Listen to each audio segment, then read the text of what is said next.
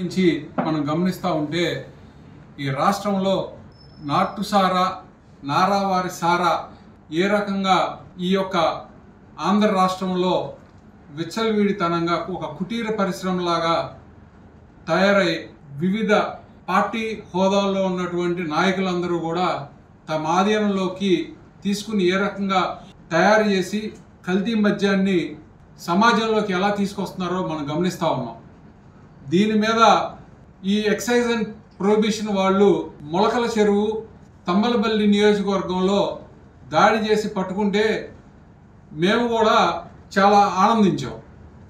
ఓహో, జరిగినటువంటి అక్రమాలన్నింటినీ అరికట్టే విధంగా ప్రభుత్వ యంత్రాంగం కూడా తయారైంది, ఓహో చాలా మంచి పరిణామం అని చెప్పి మేము భావించడం జరిగింది. వివరాల్లోకి లోతుల్లోకి వెళ్తే కనుక అక్కడ ఉన్నటువంటి ఆ కాన్స్టిట్యున్సీ ఇన్ఛార్జ్ అయినటువంటి జయచంద్రారెడ్డి గారు, ఆయనకి సహకరించినటువంటి జనార్దన్ గారు, వీళ్ళందరూ ఒక ముఠాగా సిండికేట్గా ఏర్పడి ధనార్జనే ధ్యేయంగా పెట్టుకుని ఒక తంబలపల్లి నియోజకవర్గం మొలకల చెరువుతో మొదలెట్టినటువంటి ఈ సామ్రాజ్యం రాష్ట్రంలో అనేక ప్రాంతాలకు విస్తరించి ప్రబల్లి ప్రజల యొక్క ఆరోగ్యంతో చెలగాట వాడుకునేటువంటి పరిస్థితిగా తయారైందని అందరం మనం ప్రచార మాధ్యమాల ద్వారా తెలుసుకుని నివ్వెరబోయినటువంటి పరిస్థితి. సరే, అదంతా ఏం జరిగింది, ఎలా జరిగింది, ఏమి చేశారు, ఒక కుటీర పరిశ్రమలాగా ఎలా తయారైంది అనేది సాక్షాత్ ప్రొహిబిషన్ అండ్ ఎక్సైజ్ శాఖ వాళ్ళే వాళ్ళు మొత్తం కూడా పూచీ పొల్ల కళ్ళు కట్టుకొచ్చినట్టుగా ఎక్స్ప్లెయిన్ చేసి వాళ్ళకి సమాజానికి తెలియజేయడం జరిగింది. మనం జరిగిన దాన్ని ఎత్తి చూపించి ప్రభుత్వం ప్రతిపక్ష పాత్రలో ఉన్నటువంటి వైసీపీ నాయకులు అవ్వచ్చు, వైసీపీ గవర్నమెంట్ మీద మాజీ మంత్రులు, మాజీ ఎమ్మెల్యేలు అందరం కూడా ఈ ప్రభుత్వం మీద ఇంకా ఒత్తిడి తీసుకొచ్చి ఇంకా మెరుగైనటువంటి నివారణ చర్యలు తీసుకుంటారు కదా అనేటువంటి ఆలోచనతో మేము నిరసన కార్యక్రమాలు వెళ్ళబుచ్చేటువంటి తరుణంలో మళ్ళా మొదలెట్టారు. చంద్రబాబు నాయుడు గారు పాత మళ్ళా అపరిచితుడు పూడినట్టు ఆయనకి మళ్ళీ డైవర్షన్ పాలిటిక్స్ మొదలెట్టాడు. నేను అడుగుతా ఉన్నా, జయచంద్రారెడ్డి గారు మీ పార్టీ నాయకులు బీఫామ్ తీసుకుని పక్కన ఉన్నటువంటి జనార్దన్ గారు ఉంటే, చంద్రబాబు నాయుడు గారు ఆయన బీఫామ్ ఇస్తున్నప్పుడు పక్కన ఉన్నటువంటి వ్యక్తి జనార్దన్ గారు. ఇది కూడా జోగి రమేషే తీసుకొచ్చాడా? వీళ్ళని కూడా జోగి రమేషే ఒక కథనం ప్రకారం, ఒక ప్లాన్ ప్రకారం మేమే మీతో మ్యాండేట్ ఇప్పించామా? అంటే మీరంత దద్దమ్మలా? ఏం మాట్లాడుతున్నారో అసలు మీకు కనీసం జ్ఞానం పరిజ్ఞానం లేకుండా ఇష్టం వచ్చినట్టు మాట్లాడటం, ఇష్టం వచ్చినట్టు ఎలిగేషన్స్ చేయటం. జయచంద్రారెడ్డి గారు నువ్వు బీఫామ్ ఇచ్చావు, ఆ పక్కన జనార్దన్ గారు ఆయన పక్కనే ఉన్నటువంటి పరిస్థితి. ఇప్పుడు ఏం చెప్తా ఉంటారు? దీనికి జోగి రమేష్కి గత 2.5 సంవత్సరాల నుంచి ఈయనకి ఆయనకి సంబంధాలు ఉన్నాయి, ఒక సామ్రాజ్యాన్ని మాఫియా ఏర్పాటు చేశారని చెప్తా ఉన్నావు. ఇదే జనార్దన్ని జోగి రమేష్ గారే పంపించారా? అంటే మీ టికెట్లు కూడా మేమే తీసుకుని మేమే ఇప్పించుకున్నావా? అంటే నువ్వు అంత దద్దమ్మవా? 14 సంవత్సరాలు ముఖ్యమంత్రిగా కొనసాగినటువంటి వ్యక్తి నువ్వు అసలు అంత దద్దమ్మవా అని అడుగుతా ఉన్నావు. కాబట్టి ఆనాడు 1995 సంవత్సరం నుంచి సీనియర్ ఎన్టీ రామారావు గారితో మొదలెట్టినటువంటి ఈ డైవర్షన్ పాలిటిక్స్, ఒక వ్యక్తి మీద వ్యక్తిగత క్యారెక్టర్ హననం చేయటం, ఈనాడు జూనియర్ ఎన్టీఆర్ వరకు కూడా అనేక మంది తెలుగుదేశం పార్టీ నాయకుల్ని, ఆయనకి అడ్డొచ్చినటువంటి ఆనాడు లక్ష్మీభారతి గారిని అడ్డం పెట్టుకుని ఎన్టీ రామారావు గారి మీద వ్యక్తిగత క్యారెక్టర్ హననం చేసి ఆయన ఏదో ఆడాళ్లకు మోజులో ఉన్నారు అనేటువంటిది ఆనాడు ఉన్నటువంటి పార్టీ సభ్యులకి చెప్పి ఆయన మీద ఒక డైవర్షన్ తీసుకొచ్చి, తర్వాత హరికృష్ణ గారు ఎక్కడి నుంచి పోటీ అవుతారో అని ఆయన్ని బయటికి పంపిస్తే ఆయన బయటికి వెళ్ళి అన్న తెలుగుదేశం పెట్టుకున్నటువంటి పరిస్థితి. ముందల నుంచి కూడా ఆది నుంచి కూడా ఉన్నటువంటి దగ్గుబాటి వెంకటేశ్వరరావు గారిని, పురంధరేశ్వరి గారిని కూడా మెడబెట్టుకుని బయటికి గెంటితే ఆ క్యారెక్టర్ అసాసినేషన్లో వాళ్ళు కూడా పాలు పంచుకోలేక బయటకు వచ్చి కాంగ్రెస్లో పార్టీలో చేరి మరి వైఎస్ రాజశేఖర రెడ్డి గారి నేతృత్వంలో కాంగ్రెస్లో చేరి వాళ్ళు మరి కేంద్ర పదవులు పొందినటువంటి పరిస్థితి. ఈనాడు జూనియర్ ఎన్టీఆర్ గారి తల్లిని వ్యక్తిగతమైనటువంటి హననం పాల్పడుతున్నటువంటి పరిస్థితి. నీకు ఇదేమి కొత్త కాదు. నీవు ఎన్ని కుతంత్రాలు చేసినా కూడా అన్ని ఆటుపోట్లకి తట్టుకున్నటువంటి కుటుంబం వైఎస్ కుటుంబం. అది ఒక్క వైఎస్ రాజశేఖర రెడ్డి గారు మరియు వైఎస్ జగన్మోహన్ రెడ్డి గారు. నీకున్నటువంటి పాండిత్యం, నీకున్నటువంటి అపర మేధస్సు తనంతా కూడా ఎప్పుడు బురద జిమ్మే కార్యక్రమంలోనే తప్పితే జరిగినటువంటి తప్పిదాన్ని మనం ఎలా కరెక్ట్ చేసుకుందాం, ఈ సమాజానికి మెరుగైనటువంటి పాలన ఎలా అందిస్తాం అనేటువంటి ఆలోచన నీకు మచ్చుకు కూడా లేకుండా పోవడం అనేది చాలా దురదృష్టకరం. సరే, నిన్న పెనంలూరు శాసనసభ్యుడు ఒక ప్రెస్ మీట్ పెడుతూ మా నాయకుడు వైఎస్ జగన్మోహన్ రెడ్డి గారి మీద అవాకులు చవాకులు పేలి మేమేదో డైవర్షన్ పాలిటిక్స్ అని, ఈ డైవర్షన్ పాలిటిక్స్ చేయటమే మాకు అలవాటుగా చెప్పుకుంటూ వచ్చాడు. డైవర్షన్ పాలిటిక్స్ అనే దానికి పేటెంట్ రైట్ అవడం ఉన్నా అంటే ఈ రాష్ట్రంలో ఒక చంద్రబాబు నాయుడు గారు. మీరు గమనిస్తే 10వ తారీఖు నాడు పిఠాపురం వెళ్తానని ప్రకటించినటువంటి పవన్ కళ్యాణ్ గారు 9వ తారీఖున మరి వైఎస్ జగన్మోహన్ రెడ్డి గారు పర్యటన మెడికల్ కాలేజీలకి పర్యటనకి వెళ్ళే తరుణంలో డైవర్షన్ చేయడానికి 10వ తారీఖు నుంచి 9వ తారీఖు తీసుకొచ్చినటువంటి డైవర్షన్ పాలిటిక్స్లో స్పెషలిస్ట్ ఎవడన్నా ఉన్నాడంటే అది కేవలం అది చంద్రబాబు నాయుడు గారు మాత్రమే అని చెప్పదు. ఎందుకంటే 10వ తారీఖు ప్రకటించుకున్నావు, 9వ తారీఖు ఎక్కడ జగన్మోహన్ రెడ్డి గారికి మంచి పేరు వచ్చేద్దాం అని చెప్పి నువ్వేం చేసావు? ఆయన తీసుకొని 9వ తారీఖు నాడు పర్యటన పెట్టినటువంటి పరిస్థితి. తర్వాత బాబాయ్ వీళ్ళకి జీవిత కాలం జగన్మోహన్ రెడ్డి గారి మీద పడి ఏడవడం తప్పితే వీళ్ళు సాధించింది, అధికారంలోకి వచ్చిన తర్వాత వీళ్ళు ఇంతవరకు సాధించినటువంటి ఘనత శూన్యం. పరిపాలన మీద దృష్టి లేదు, పరిపాలన మీద శ్రద్ధ లేదు. వీళ్ళు ఎప్పుడూ కూడా 24 గంటలు జగన్మోహన్ రెడ్డి గారు కల్తీ మద్యం అమ్మారు అని చెప్పి వీళ్ళ కళ్ళబుల్లి మాటలతో కాలయాపన చేయడం తప్పితే నేను సూటిగా ప్రశ్నిస్తా ఉన్నా. ఇక్కడ ఉన్నటువంటి శాసనసభ్యుడు నన్ను అభియోగం చేశాడు, ఇక్కడ ముందు తాగి చాలామంది వాళ్ళందరూ కూడా హ్యాండిక్యాప్డ్ అయ్యారని చెప్పి, వికలాంగులుగా తయారయ్యారని చెప్పినటువంటి దౌర్భాగ్యుడు నిన్న ఒక ఎమ్మెల్యే గారు మా ఎమ్మెల్యే చెప్తా ఉన్నాడు. నేను అడుగుతా ఉన్నా, ఎన్సీసీఆర్బీ మీరు కనుక గమనించినట్టయితే మీరు national crime records bureau NCRB 2023వ సంవత్సరంలో ఒక్క కల్తీ మద్యం తాగి ఒక్కళ్ళు కూడా మరణించలేదు అని చెప్పి రికార్డులు వాళ్ళు సెంట్రల్ బ్యూరో ఇచ్చినటువంటి పరిస్థితి. మీకు సిగ్గు ఉండదు, శరం ఉండదు, ఏం మాట్లాడతారో మీకు డేటా ఉండదు, మీకు సోర్స్ ఉండదు.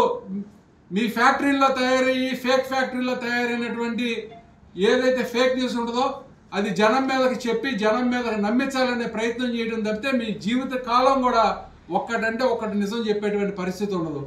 ఎప్పుడు చూసినా కళ్ళబొల్లి మాటలు చెప్పడం, అసత్య ప్రచారాలు చేసుకుని ఎప్పుడు కూడా జీవితం కొనసాగడం తప్పితే ఇవాళ కూడా ఎప్పుడు కూడా కరెక్ట్ ఇన్ఫర్మేషన్ ఇవ్వడం కానీ ప్రజలకు ఏం అవసరం అనే దాని మీద దృష్టి పెట్టి సారించడం కానీ తెలియనటువంటి పరిస్థితి.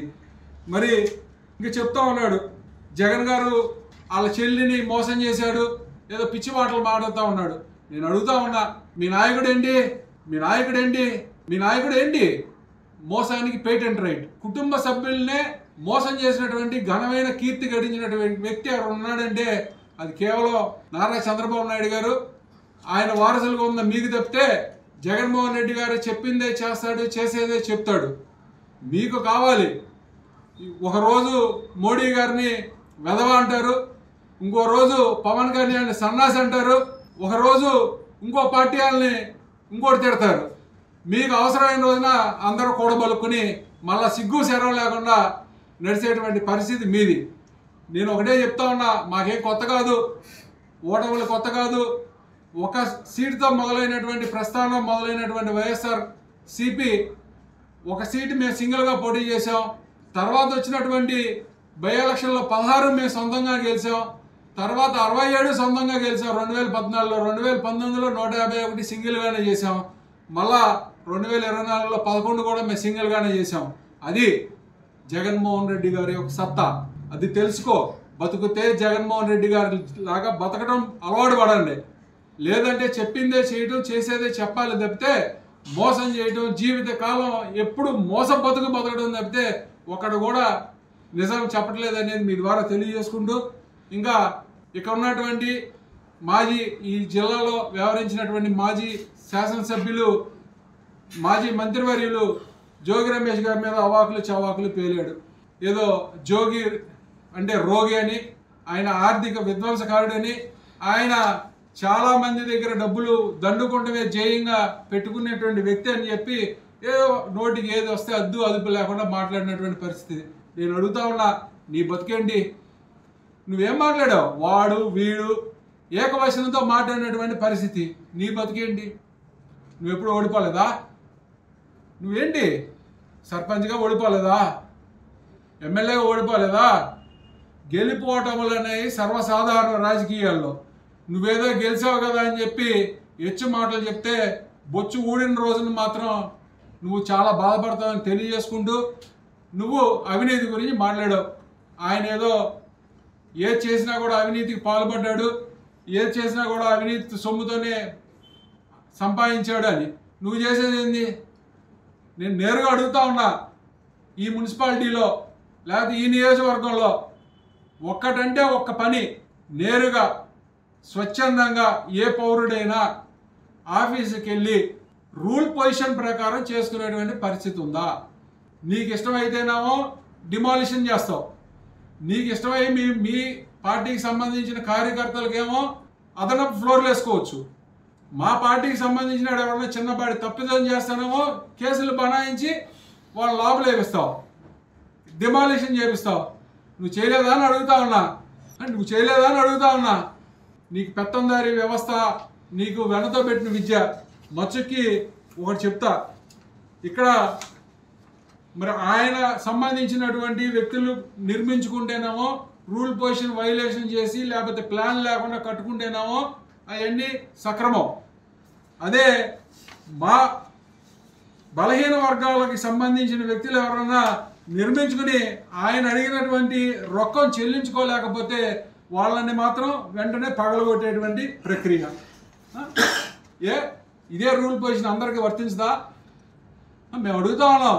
ఒకటికి ఒకటి వర్తించినప్పుడు అందరికీ అదే వర్తించదా అని అడుగుతా ఉన్నాం. ఎందుకు ఈ వ్యత్యాసం అడుగుతా ఉన్నాం. దోచుకో, దాచుకో, పంచుకో అనే ప్రక్రియని మొదలెట్టిందే నువ్వు. దానికి పేటెంట్ రైట్ ఎవరిదన్నా ఉందంటే నీకే.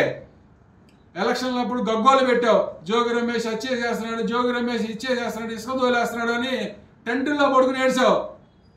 మేము రోజు అడుగుతా ఉన్నాం నిన్ను. నువ్వు వాళ్ళకు కూడా కనీసం మచ్చుకు కూడా అక్కడికి వచ్చి బోర్డులు పెట్టలా. ధరలో నియంత్రించేటువంటి ఆలోచన నీకు ఇవాళ కూడా లేదు. సిగ్గు శరం ఏమీ లేకుండా గాలితనానికి బరి తెగించి నువ్వు ఏది దొరికితే అది, కూరగాయలు వదలవు, ఏది వదలవు. నువ్వు కూడా మాట్లాడుతావు, నీతి కౌరులు నీతులు చెప్తూ ఉంటావు.